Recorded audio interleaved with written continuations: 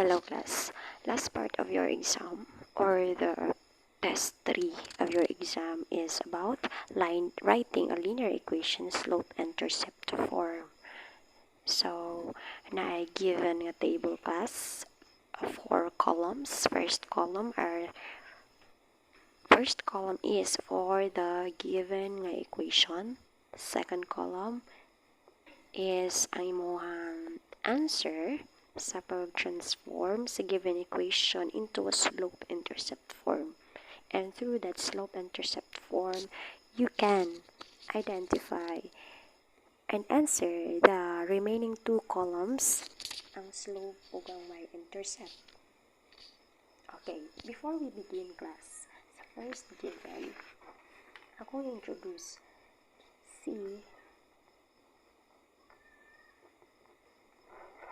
Let me introduce to you the slope-intercept form of a linear equation. We have y is equal to mx plus b. Now, sa atong slope-intercept form class, sa linear equation, si m, kailan naman ta ni m, di ba? Earlier nga to ang gipanggita, which is the slope. Again, in a slope-intercept form of a linear equation, variable m is for the value of slope, and this variable p is for the value of your y-intercept.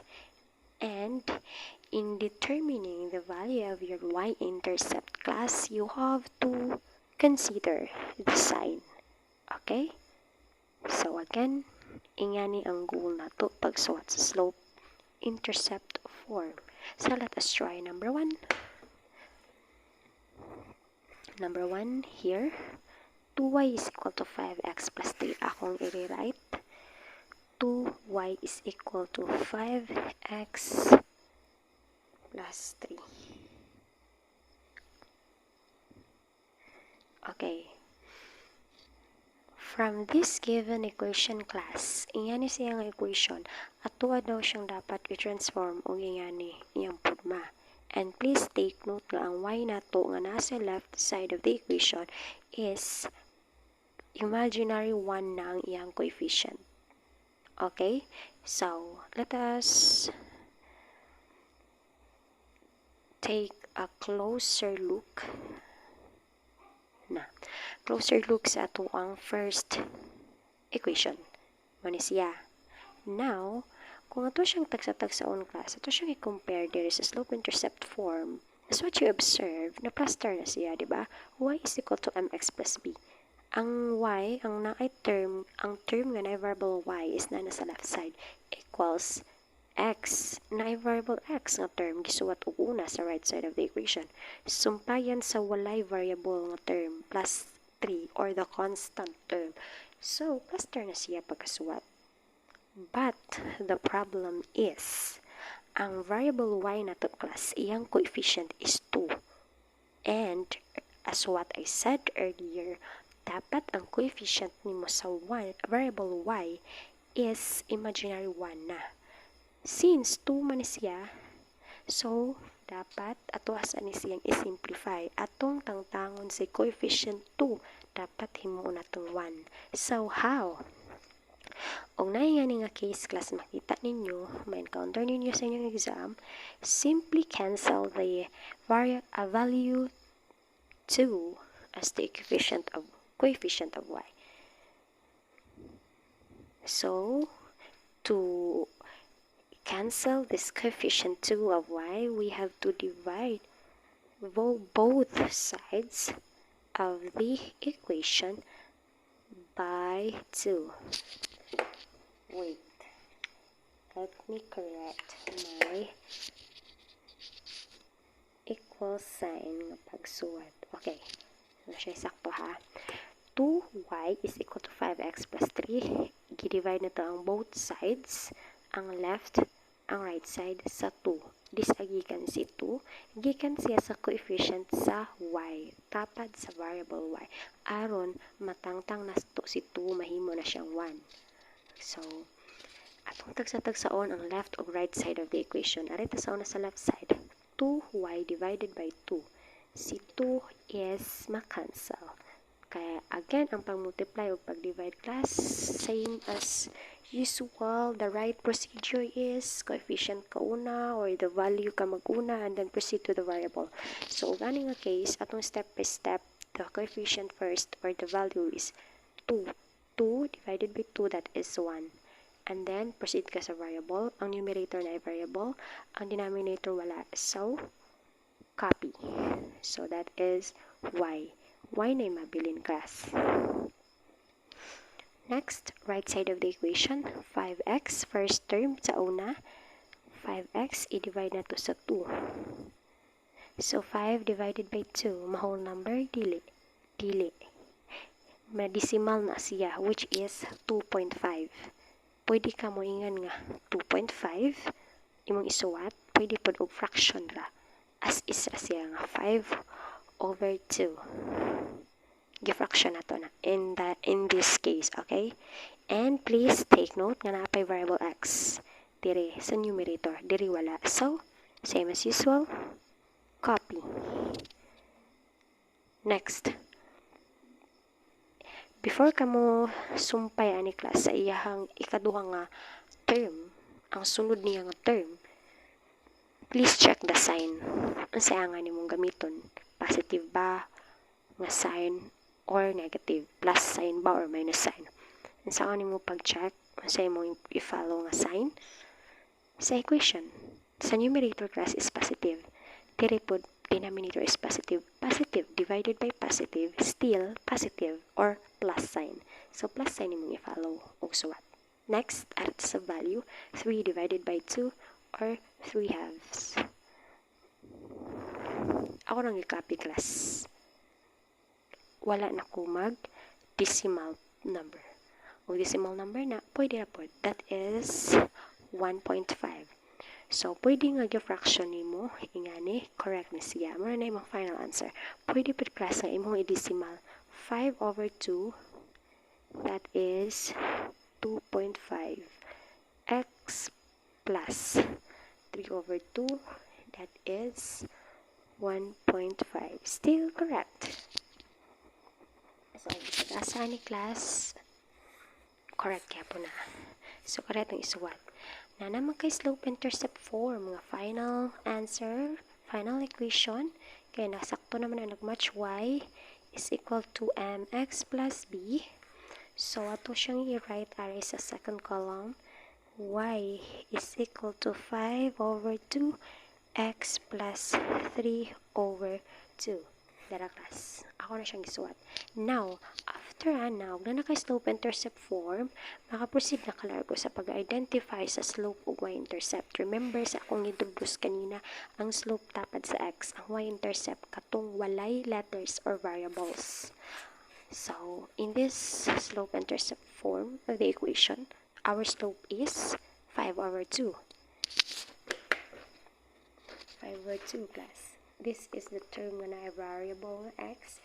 Iyang tapad is 5/2 and that is positive. Susuwat mo na 5/2. Value ra ha, value ra isuwat. Ayun na pila ang letter or the variable x. Next, y-intercept. Ang y-intercept is katong term nga walay tapad nga letters or variables. No other than 3/2. And that is positive. So, 3/2. Again, class, in determining the y-intercept, please take note ang sign niya. Tanawa jud dihang tapad nga sign. In this case, positive man siya mo ng 3/2 ra po ng isuwat because that is automatically positive. Next. Okay na ka sa number 1. Iyan ang pag-answer sa test 3 ninyo class. Let us sa number 2. Let us try number 2.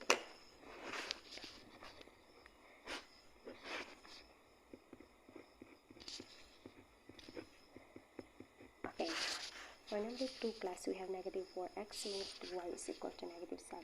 Ang atong goal, mahimo siya slope-intercept form, nga y is equal to mx plus b. Then, yan nga class, as in, random na siya, wala na siya insakto dyan ang pagsuwat, pagsunod-sunod niya. Then, we have to follow the format sa equation na to. Okay? So, ang left side sa equation na to is y. So, dapat atong isuwat sa left side. Una na pagsuwat ang katong term nga na ay letter nga y or na ay variable y. So, asa man ay variable y ani nga terms. Kini man ito ang first term. Second term. Another term here sa right side of the equation. So, atong yung nagsuwat is katong term nga na ay variable y, which is this one, negative 2y. Negative 2y. Okay na ka na. Sa first nimo nga term nga dapat isuwat, sundo na to ring slope-intercept form. Isumpay na to ang equal sign. Equal sign. Now, ari na punta sa right side of the equation. Ang right side of the equation, ang una na tong isuwat dapat is katong term nga na ay variable x. So, looking at this given equation, ang term nga na variable x is this one, negative 4x. So, be careful class, kaya nga naman, ang ato ang suwatan karon is right side of the equation na. And, si negative 4x, tanawa, naa siya sa left side, na siya sa wala nga side of the equation. So, ang may tabuan ni class, mausub ang iyang sign. From negative, mahimo siya positive 4x. So, from negative 4x, ako ang gisuwat na ari sa bago na itong equation is 4x. Positive na siya. Kaya nga naman, naaman siya sa left side ganina.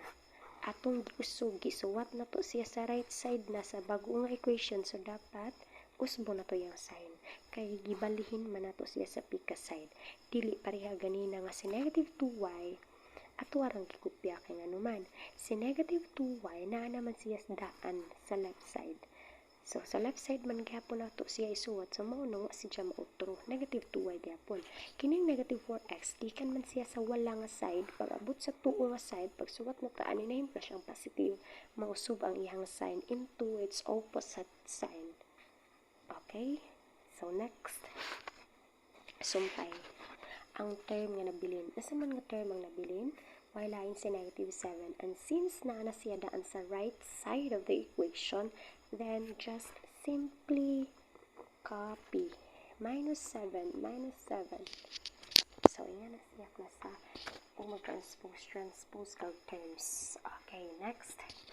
Naplaster na siya class nga y is equal to mx plus b. But the problem is, si y, na coefficient nga negative 2. So, same sa number 1, nga itong ibuhat, atong dapat i-cancel ang tapad, ang value nga tapad sa y, or the coefficient of y. So, how? By dividing both sides sa coefficient sa y. So, we have negative 2y divided by negative 2 is equal to 4x minus 7 divided by negative 2. Okay, again, divide both sides by the coefficient of y. And the coefficient of y here is negative 2. So, i-appeal pa na to sa negative. Both sides of the equation, negative 2y, left side na siya itong i-divide sa negative 2. Gikan sa tapad sa y. Ang karang nasa right side nga 4x minus 7, i-divide po na to, at ko siyang i-divide sa negative 2 po, same value. Ganina class, divided by tsura to, kaya nga naman, positive man po ang iyang tapad sa y ganina. This time, negative 2 man na siya, so negative 2 po ni. So, let us try to divide both sides. What is the resulting equation? So, sa left side, makancel sa negative 2. Ang mabili na lang is y is equal to 4x divided by negative 2. 4 divided by negative 2, that is negative 2. Susuotin mo na negative 2. 4 divided by 2 is 2. Positive divided by negative is negative. Next, na ay variable pa nga x atong kopyao na siya. Next, ang sign pa plus sign or minus sign atong isumpay. Atong tanawon ang sign sa babaw. Negative ni siya kaya pag negative. So, negative divided by negative, that is positive. 7 divided by 2, mag-decimal number siya. So, ato na siyang i-ask is nga fraction, which is 7/2. So, muna siya ang imong final answer class. negative 2x plus 7 over 2. So, muna siya, mo isuwat dire sa column. Y is equal to negative 2x plus 7 over 2. And through this slope-intercept form of the linear equation, let us identify the slope and y-intercept. Slope is ang tapad sa x. There si x. Ang tapad niya is negative 2, so negative 2. Now, the y-intercept. Ang y-intercept is katong term na walay letter or variable na tapad. No other than 7 over 2. Kung sa sign niya, check. The sign is positive. So, as is 7 over 2. That's it. Yan ang pag-answer test. Now, let's try number 3. Si number 3 class is na-plaster na daan. Na slope-intercept form na siya daan. Atong subayan, y is equal to mx plus b. Okay na siya, di ba? And the variable y is imaginary 1 ang yung coefficient. So, okay na siya tanan. So, ato ra siyang i-rewrite. Na slope-intercept form naman na daan, ma'am. So, ato ra siyang i-rewrite. Kopyaw na to. We have y is equal to negative 1/2 x minus 2 over 3. So, let us identify the slope. The slope is ang tapad sa x, which is negative. Na ay negative sign. So, kopyaw ang appeal negative 1 over 2. Negative 1 over 2 is the slope. Tapad sa x. Next, ang y-intercept. We have 2/3. And please take note na ang sign niya is negative. So, ato kapilon. Negative 2 over 3. Again, imuhon consider yung appeal ang iyang sign. Kung negative na siya, dapat ubanan pa din siya. Negative 2 over 3. 2 over 3. Okay, that's it. Next, given we have y is equal to 3x minus 1. Yes, na-plaster gihapon. Y is equal to mx plus b is our slope-intercept form. Nagmatch siya, plaster daan. And then the variable y is imaginary 1 na yung coefficient daan. So, check slope-intercept form na dyan siya daan. So, just copy y is equal to 3x minus 1. Identify the slope. Slope is ang value nga tapad sa x, which is 3, and that is positive. So, write positive 3. Slope, the y-intercept. Next is the y-intercept. Y-intercept is ang term nga walay tapad nga letter, no other than 1. And please take note that 1 is negative. So, atong isuwatari is negative 1. Negative 1. Negative 1. So, that's it. Tingnan na lagi akong class. Kaya sayon na kayo kung na slope-intercept form daan ang given. How about the last example? The last example is simplified gihapon daan. Naka-slope-intercept form na siya. So, just copy. Y is equal to negative 1/4 x plus 3. Now, let us identify the slope. Slope is tapad sa x. Value nga tapad sa x, which is negative 1 over 4. Negative 1 over 4. How about the y-intercept? Y-intercept is ang term nga walay tapad nga letter or variable 3. And that is positive. So, positive 3.